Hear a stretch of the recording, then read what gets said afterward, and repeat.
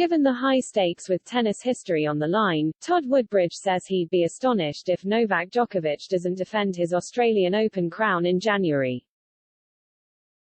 Yet to publicly reveal his vaccination status, and with Victorian Premier Dan Andrews adamant no unvaccinated players will be granted entry to Melbourne Park, Djokovic's participation remains in doubt. But with the Serbian superstar level with Roger Federer and Rafael Nadal on 20 career majors and obsessed with finishing as the men's all-time Grand Slam title leader, Woodbridge believes there's too much at stake for Djokovic to let such a big opportunity slip. Just as Nadal is the king of clay with a mind-boggling 13 French Open crowns among his collection, Djokovic has owned Melbourne Park like no other, amassing a record 9 AU titles and winning 8 of the past 11 editions. But if he were to skip the 2022 Open and Nadal reigns again in Paris next June, and possibly in Melbourne too, suddenly a 35-year-old Djokovic would be trailing the Spaniard in the great Grand Slam race. I think given what's on the line, it would be amazing if he didn't turn up. Yeah, I do think he'll play, Woodbridge told AAP on Thursday.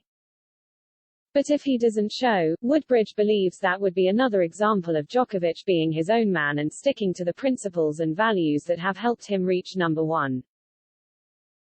It would be his own personal statement in a sense of what he believes in, the doubles great turned commentator said. I suppose that's what's given him that point of difference in his career, where he made the decision to make changes to his diet and his fitness and in his health. And that's up to him to make those choices. But I don't think Australia's going to be the only issue for him moving forward. It's more about how does the rest of the year play out if that were to happen. Djokovic is increasingly among the small minority of star players yet to commit to the Australian Open, which starts on January 17. World number 2s Daniil Medvedev and Aryna Sabalenka this week both pledged their participation, after women's title holder Naomi Osaka took to Instagram to signal her comeback intentions, having not played since the US Open in September.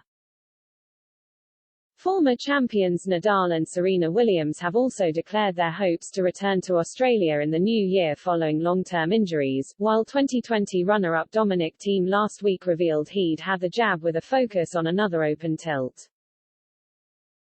Woodbridge said it was no great surprise the world's tennis stars were steadily being vaccinated. Within the tennis bubble, we've got to remember they've all been traveling around the world and they sit around and players chat to each other and give each other opinions, he said. And like anything, sometimes you start to sort of agree with that, and I think even with Sabalenka recently saying she'd had it, that would have changed a lot of people's minds.